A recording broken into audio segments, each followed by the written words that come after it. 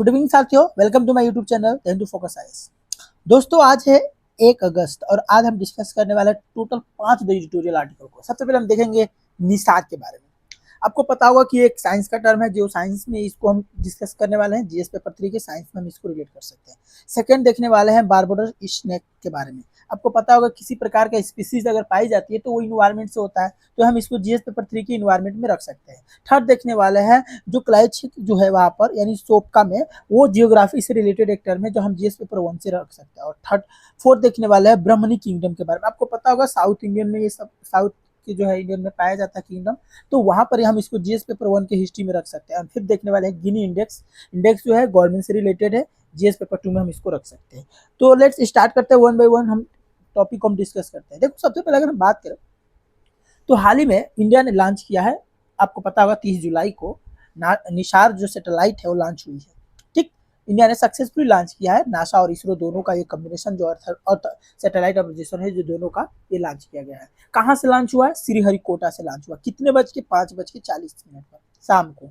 जिसका नाम क्या है? GSLV F-16 रॉकेट रखा गया है और ये 18 मिनट में पूरी तरह से देखा जाए ऑप्टिकल लाइट ऑफ में पूरी तरह से ऑर्बिट पर गया है। तो ये चीज हमने देखा। अब देखो इसके बारे में अगर हम निसार की बात करें तो नासा और इसरो दोनों मिलाकर जो सिंथेटिक जो एपर्चर रडार बनाए हैं, it is a joint mission है नासा यानी यूएसए और इसरो इंडिया का, और first collaboration earth orbit observation satellite है। वेट इसका कितना है? 2392 केजी इसका वेट है और मिशन का लाइफ स्पेन 5 साल तक है ये मिशन। ठीक है।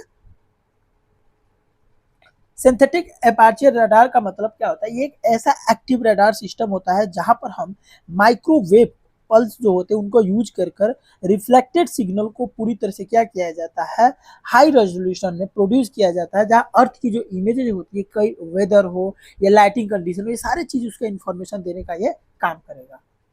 अब देखो मैकेनिज्म की बात करें तो रडार जो पल्स है इसमें ये क्या करेगा, जो माइक्रोवेव सिग्नल से टुवर्ड द अर्थ सरफेस की ओर जाएगा।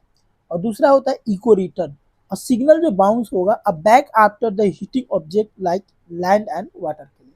प्लेटफॉर्म मोशन की बात करें तो मूविंग सेंसर कलेक्ट होता है echoes from the various and position के लिए। सिंथेटिक एपर्चर की अगर बात करें तो कंबाइन करेगा सिग्नल टू सिमुलेट लार्ज में जो एंटीना होती है, इंप्रूविंग रेजोल्यूशन में। इमेज प्रोसेसिंग की अगर बात करें तो एल्गोरिथम होगा, कन्वर्ट करेगा echo into the high resolution image के लिए। अब यहाँ पर जो मैकेनिज्म की बात है तो रडार जो पल्स आप देख सकते हैं, सबसे पहले देखो ये क्या है हमारा, ये हमारा अर्थ है। ठीक, तो इसके पहले क्या, ये इमेजेस प्रोसेस यहाँ पर होगा, उसके ऊपर क्या है सिंथेटिक एपर्चर्स होगा, फिर उसके बाद प्लेटफॉर्म का मोशन करेगा, फिर इको रिटर्न करेगा और रडार पल्स होगा। तो ये एक एक पूरी तरह से लाइन बनी हुई है जो ये चीज को काम करेगा। ठीक है। अब ये चीजें देखिए, ये अर्थ है पूरी तरह से और ये हमारा सैटेलाइट है जो पूरी तरह से क्या कर रहा है, राउंड एंड घूम रहा है।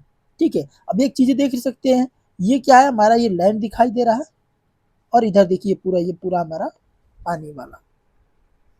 देखो टेक्नोलॉजी निसार में अगर क्या टेक्नोलॉजी, तो डुअल फ्रिक्वेंसी सार है इसमें, मतलब सिंथेटिक एपर्चर रडार लगाया गया है।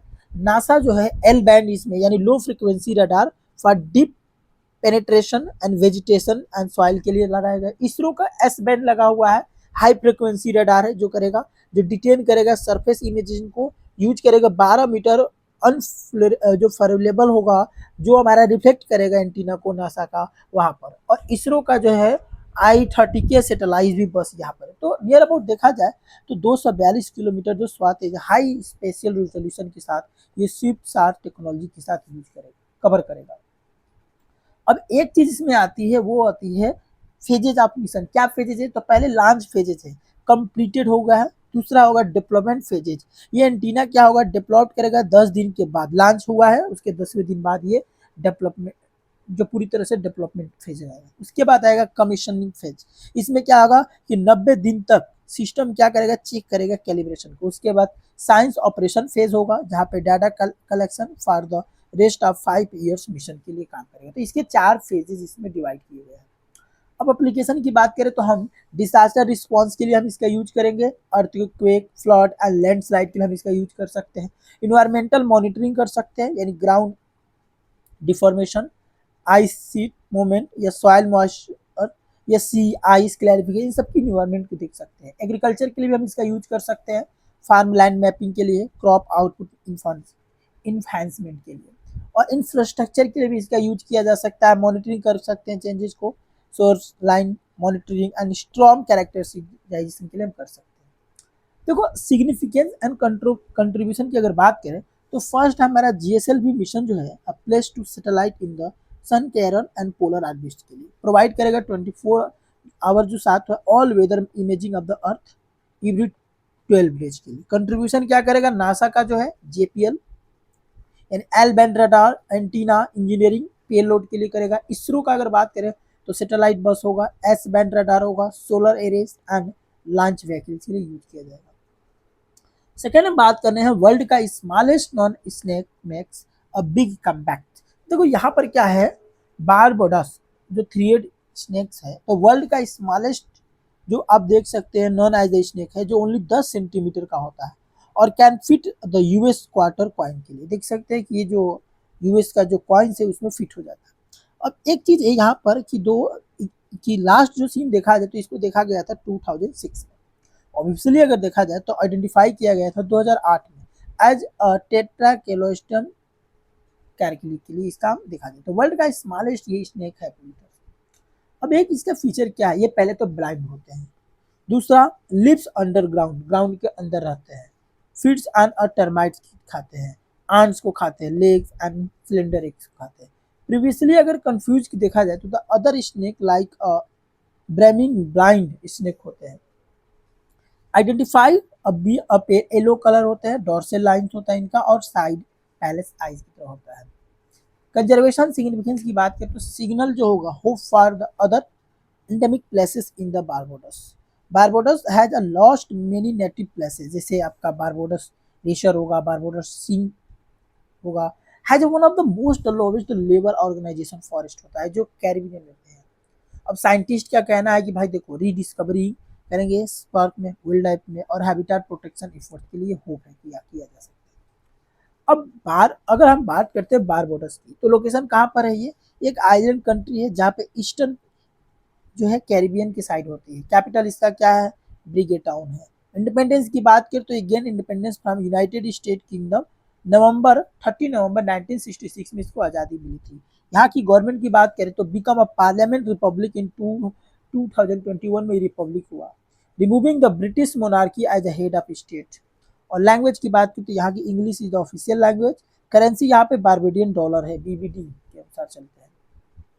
अब ये चीज मैप आप देख सकते हो कि यहाँ पर देखो यूनाइटेड स्टेट है, क्यूबा, ठीक है, हाइती और डोमिनियन रिपब्लिक एंड ये सब इलाका दिख रहा है। लेकिन हमको पता करना है कि यहाँ पे बारबोडस कहाँ, तो देखो ये इलाका है एक छोटा सा बारबोडस है, ठीक है। तो ये एक ब्राजील, यहाँ पर पहले क्या है, यहाँ पर ब्रिटिश आर्मी यानी यूनाइटेड किंगडम था, यूके के, वहाँ के लोगों ने कब्जा किया था।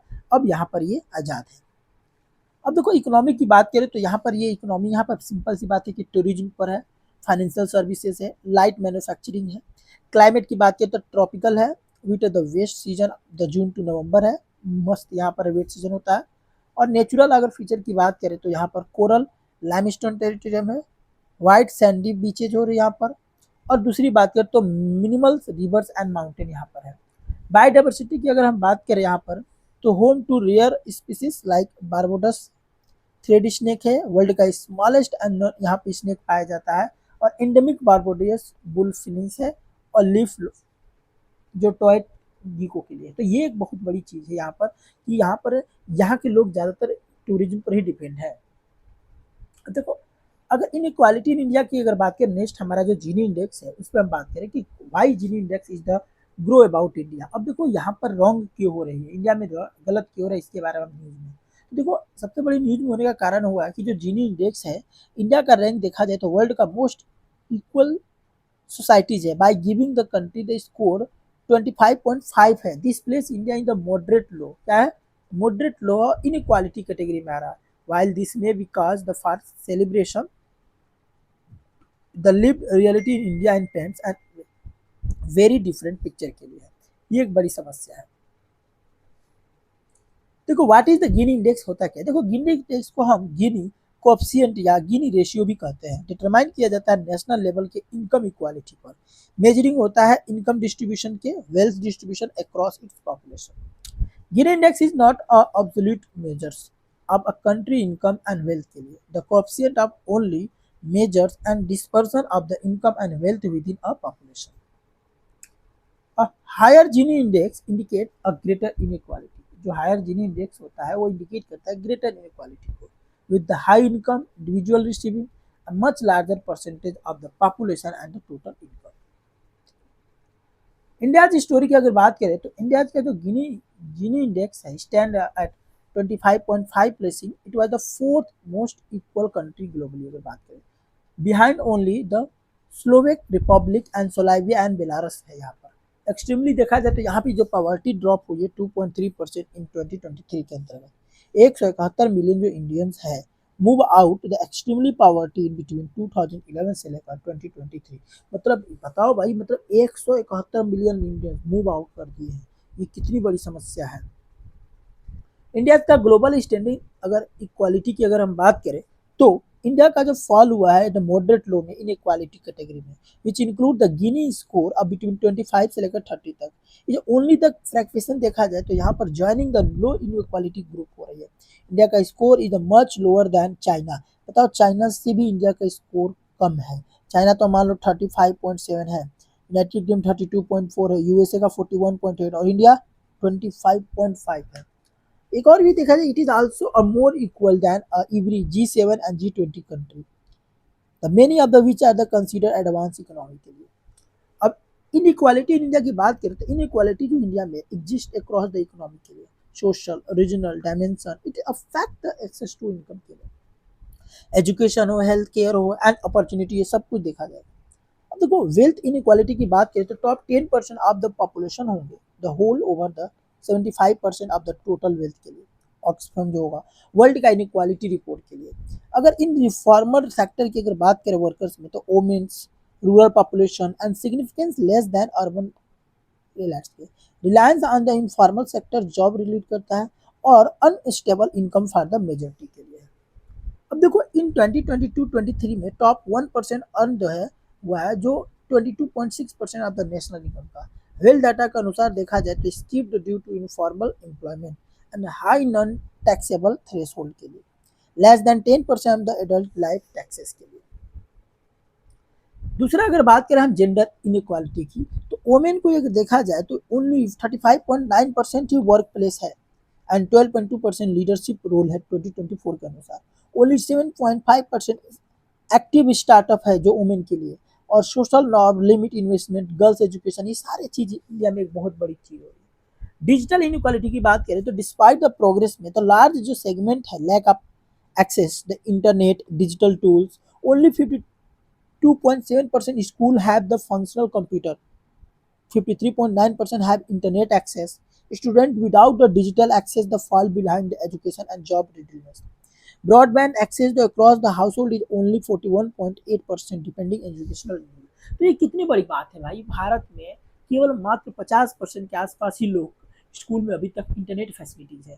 तो बताओ कंप्यूटर फैसिलिटीज है ये सब कुछ कितनी गलत बात है चौथा अगर बात करें तो एजुकेशनल इनइक्वालिटी में lack of the digital access है इंडिया में स्कूलिंग में specially during the virtual learning में एग्जांपल जैसे pollution related to closure in the Delhi ये एक समस्या आ जाती है दूसरा अगर देखा जाए तो ड्यूटेंट जो है from the poor household to miss out and critically digital skill हो रही है publishing them into the low skill job के लिए एजुकेशनल डिसएडवांटेज पर एक्टुएस एंड इंटरनेशनल इनइक्वालिटी के लिए अगर इनइक्वालिटी अक्रॉस रियल्स की अगर बात करें तो inequality in the one area में अगर देखा जाए तो एग्जांपल जैसे डिजिटल री अदर होगा जेंडर इक्वालिटी होगा rural womens and disopportunity affected हो रही है ओनली अगर देखा जाए तो 25% have the internet access and 49% of the rural man के लिए internet access the enable the financial independence हो रही है job access its absence and ये भी देखा जा रहा है कि जो रिस्ट्रिक्टेड लगाए जा रहे हैं वुमेन एम्पावरमेंट में ये भी एक बड़ी समस्या आ रही है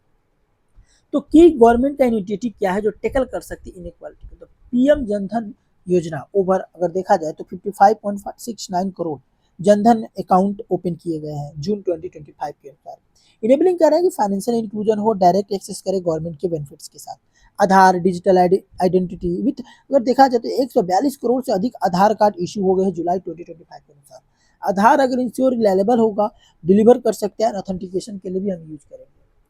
डायरेक्ट बेनिफिट ट्रांसफर हो रहा है, डीबीटी हो रही है, ये भी सेव कर रहा है 3.4 लाख करोड़ के आसपास में अगर मार्च 2023 में देखा गया है तो, by reducing the leakage and delaying of the welfare payment के लिए। आयुष्मान भारत आपको पता है कि 5 लाख तक का एनुअल हेल्थ कवरेज करता है। 41.3 करोड़ आयुष्मान कार्ड बन चुके हैं जो जुलाई 2025 तक हो रही है। सपोर्टेड बाय 33,000 ऑफ द अधिक से हॉस्पिटल इसको सपोर्ट करते हैं। एंड स्कीम जो लाइक आयुष्मान जो है one Vandana for the senior से जो सिटीजन है उनके लिए अगर देखा जाए तो डिजिटल अकाउंट जो क्रिएटेड की जाएगी जिसमें आयुष्मान भारत डिजिटल मिशन के अंतर्गत है। अब बात करते हैं जो स्टैंड अप इंडिया के लिए, तो इंडिया क्या है तो देखो ऑफर करता है कि लोन बिटवीन 10 लाख से लेकर 1 लाख करोड़ के लिए, SC ST and women entrepreneur के लिए 2.75 लाख से अधिक लोन सेक्शन जो 62,807 करोड़ जुलाई के डाटा के अनुसार है। प्रधानमंत्री जो गरीब कल्याण योजना के अंदर अगर देखा जाए तो यहाँ पर इंश्योर करता है कि food security with the free gains and to the 80.67 crore benefits है दिसंबर 2024 तो ये अब इंडिया अपना तरफ से ये चीजें दिखा रहा है। प्रधानमंत्री जो विश्वकर्मा योजना है वहां पर ये कहता है कि ट्रेडिशनल जो है artisan with loan and tool Kitts and training the 29.5 lakh का रजिस्ट्रेशन हुआ है और जुलाई 2025 के अनुसार प्रमोटिंग करता है रूरल एंड कल्चरल लिवलीहुड के लिए। देखो मेंस के पर्सपेक्टिव से ये क्वेश्चन बन सकता है कि describe the various type of inequality existing the India and highlighting the major taken by the government addressing them. ये देखो 15 मार्क्स का ये क्वेश्चन है, 250 वर्ड में इसका आंसर लिखकर मेरे टेलीग्राम चैनल पर आप भेज सकते हैं। टेलीग्राम चैनल के लिंक कमेंट सेक्शन में आप देख सकते हैं। देखो अगर बात करते हैं नेक्स्ट जब बहमी किंगडम की बात करें तो देखो प्रधानमंत्री यहाँ पर मेंशन की है फॉर द वर्ल्ड का लॉन्गेस्ट कैनॉन इन द मन की बात में इन्होंने ये बात की है। आपको देखो ये चीजें है, ये क्या है 29 फीट ये कैनॉन है, मतलब ये उस समय का भाई ये वर्ल्ड का लॉन्गेस्ट कैनॉन है, यानी फोटो क्रेडिट है उस समय लोग मतलब फोटो खींचा जाता था वो समय का ये कैमरा है। अब देखो अगर अबाउट बहमनी किंगडम की अगर हम बात करें तो देखो कहाँ पर है ये इलाका जो होता है पूरा बहमनी किंगडम था, ये पूरा इलाका आप देख सकते हैं। देखो अगर बहमनी किंगडम की अगर इमर्ज की बात करें तो 1347 के आसपास में जो अलाउद्दीन जो हसन था अब बहमन शाह का था, तो फार्मर जो तुर्किश गवर्नर भी रह चुका था वो रिवॉल्ट करता है दिल्ली सल्तनत मोहम्मद बिन तुगलक के अगेंस्ट में और फाउंडेड करता है इंडिपेंडेंट एम्पायर को। और ये पहले इंडिपेंडेंट इस्लामिक किंगडम होगा जो इमर्ज होगा साउथ इंडिया में और it was the founded region that are now the part of the Karnataka Maharashtra and Andhra Pradesh, ये इलाका में हो गया। ये कब से कब तक चला 1347 से लेकर 1527 तक ये किंगडम चलेगा। देखो बहमनी अगर आर्किटेक्चर की बात करें तो ये फ्यूजन ऑफ इंडो इस्लामिक होगा और लोकल डिकेन एलिमेंट्स यहाँ पर है, लेइंग द फाउंडेशन फॉर है लेटर द डिकेनिंग आर्किटेक्चर स्टाइल में। दिस पीरियड अगर ये दिखाता है construction of the impressive structures characterise and in जो है ट्रिकेट्स करता है ऑर्नामेंटेशन के लिए, बोल्ड जियोमेट्रिक पैटर्न्स होगा एंड वाइब्रेटन टाइल्स वर्क के लिए। देखो नोटेबल आर्किटेक्चर अचीवमेंट की अगर बात करें तो ग्रैंड हमारा मॉस्की होगा जो गलबारा और विदार विच द फीचर जो डिस्टिंग करता है आर्की और डोम्स इनके जो मीनार होंगे ये इंडो इस्लामिक आर्किटेक्चर के अनुसार ये बनाए गए हैं। देखो डिक्लाइन की अगर बात करें तो 1518 में कृष्णदेव राय विजयनगर के को हराकर लास्ट बहमनी युगल जो थे को हराए और ये जो बहमनी एम्पायर थे तो फ्रेगमेंटेड इनटू 5 डिकेन सल्तनत में। पहला था आदिल शाही बीजापुर का, फिर ब्रिदर्स शाही बिदार, फिर निजाम शाही अहमदनगर, फिर कुतुब शाही गोलकोंडा और हैदराबाद, फिर इमाद शाही मेरबरा। तो इस तरह से ये पूरी तरह से क्या हुआ इनका 5 डिकेन सल्तनत हुए थे। देखो ये जो है देखा जाता है तो ये स्टेट जो होते ग्रेजुअली डिक्लेयर होते इंडिपेंडेंस में। 1565 में 4 सल्तनत जो बिदार अहमदनगर गोलकोंडा और बीजापुर ये एलाइड करके एक डिप्यूटेड करते हैं Vijayanagara in battle of Talikota को और आफ्टर विजयनगर फॉल के बाद तब बहमनी जो लिगेसी है डिक्लाइन होने लगती है और बाद में जो मुगल अंडर अकबर के अंतर्गत और औरंगजेब ये पूरे इलाका को कवर कर लेता है। नेक्स्ट अगर बात करें तो वुल्कानोस की बात करें, देखो वुल्कानो इरप्ट जो है after quick in the Russia for east के लिए, देखो ये चीजें देखने को मिल रही है रशिया में ये चीजें हो रही है। अब देखो न्यूज में क्या है एक वुल्कानो है रशिया के जो ईस्ट जो इरप्ट करता है वेडनेसडे को 30 जुलाई को हुआ था। Hours after a major quake and promoted करता है इक्वेटेशन and tsunami and alert across the part of Pacific coast के लिए। देखो, अगर बात करें तो कल्वीचियोक्यू वुल्कानो इसका नाम रखा गया है और ये अराउंड 7000 ईयर्स पहले की है। It is an activest volcano है और highest mountain of the Siberia, highest active volcano of the Eurasia. Siberia की माउंटेन और यूरेशिया दोनों इलाके में सबसे ज्यादा ये देखा गया है। ये देख सकते हो यहाँ पर ये है, ठीक है। The volcano is the part of volcanoes of the Kamchatka, यानी यूनेस्को का वर्ल्ड हेरिटेज साइट में इसको रखा गया और वहाँ का एक हिस्सा है। देखो, व्हाट इज अ वुल्कानो, पहले वुल्कानो है क्या। देखो, वुल्कानो एक opening and earth crust through है जहाँ पर लावा निकलते हैं, जहाँ पे वुल्कानिक एसेस निकाले जाते हैं, जहाँ पे गैसेस होते हैं। अब देखो ये चीजें क्या हो रही है, ये है वुल्कानो, यहाँ पर देखो ये निकल, इसको बोलते हैं वुल्कानो। अब ये लैंड आप देख सकते हो, यहाँ पर इधर ओशियन है ये, तो ये क्या होगा, ऐसे ऐसे जाएंगे और जाकर यहाँ से क्या होगा, लावा निकलना प्रारंभ हो जाएगा, ठीक है। तो इरप्शन अकर जो होते हैं when the pressure of building of in the earth crust, और ये जब अर्थ क्रस्ट में प्रेशर होता है तब ये निकलने की समय आता है। कैटेगरी ऑफ वुल्कानो की बात करते हैं, एक होता है एक्टिव वुल्कानो। एक्टिव वुल्कानो जो होता है ये वन है जो रिसेंटली इरप्टेड किया और हाईली पॉसिबिलिटी होती है दैट मे इरप्ट सून। दूसरा होता है डोरमेंट वुल्कानो। डोरमेंट वुल्कानो क्या होता है, ये ज्यादा इरप्ट नहीं करते लेकिन लॉन्ग टाइम तक हो रहता है, लेकिन there is a possibility it can erupt in the future में ये इरप्ट कर सकता है। और तीसरा है एग्जिस्टिंग एग्जिस्टिंग वुल्कानो। तो एग्जिस्टिंग वुल्कानो की अगर बात करें तो ये एक ऐसी वुल्कानो है जहाँ पर थाउजेंड ऑफ ईयर्स एगो ये इरप्ट किया था और देखा जाए तो no possibility of an eruption, अभी तो फिलहाल कोई पॉसिबिलिटी नहीं है। फॉर्मेशन ऑफ वुल्कानो कैसे होता है, देखो अगर there are three setting where volcano typically form. पहला कंस्ट्रक्टिव प्लेट बाउंड्री, दूसरा है destructive plate boundary and hot spot, ठीक है। ये तीन तरीके से वुल्कानो बनते हैं। देखो अगर हम बात करें तो जो वुल्कानो है डू नॉट, और टाइपिकली अगर देखा जाए occur at the transfer boundary है। One of the reason for this is the there is a little and no magma available at the plate boundary के लिए। अब देखो ये चीज आप देख सकते हो टाइप ऑफ वुल्कानो में, इसे होता है सिंडर कोन।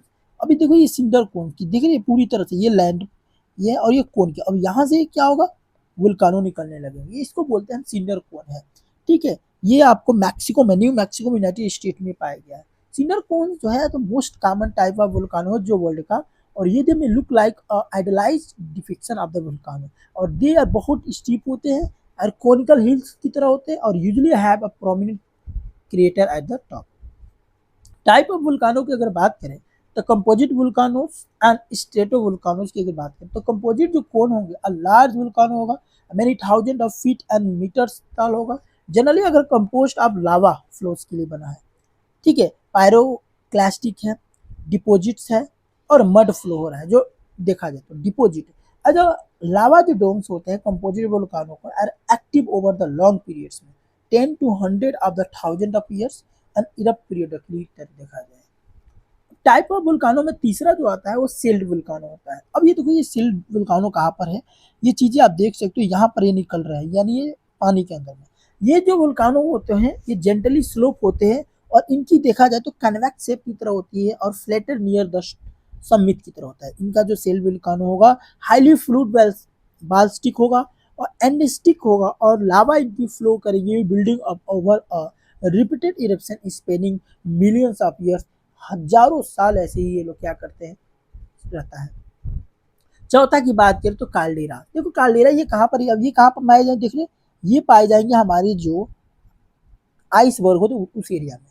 यहाँ पर अगर देखा जाए तो ये लार्ज वेलकॉन होते हैं जहाँ पे सबसे ज्यादा अंडरलाइनिंग द मैग्मा चैम्बर जो है पार्सली इरप्टेड हो रहा है और ग्राउंड एवं it the subside into it के अंतर्गत है, ठीक है।